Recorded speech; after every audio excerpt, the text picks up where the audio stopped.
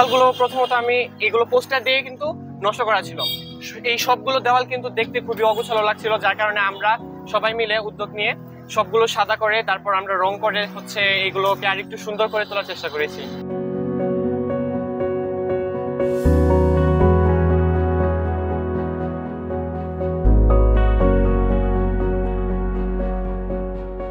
আমরা তো আন্দোলনের সময় অনেক দেয়ালে স্প্রে পেইন্ট করা হয়েছিল, অনেকভাবে আর কি নষ্ট করা হয়েছিল। এটা আমরা আর কি নতুন ভাবে ফুটিয়ে তোলার চেষ্টা করছি। আমাদের স্পেশালি আমরা যে আন্দোলন করেছিলাম বা আমাদের আন্দোলনের জিনিসগুলা বা আমাদের যে তারুণ্যের জিনিসগুলো আমরা আমাদের দেয়ালের মাধ্যমে নিজেদের ইচ্ছায় স্বেচ্ছায় আমরা নিজেদের উদ্যোগে ফুটিয়ে তোলার চেষ্টা করছি।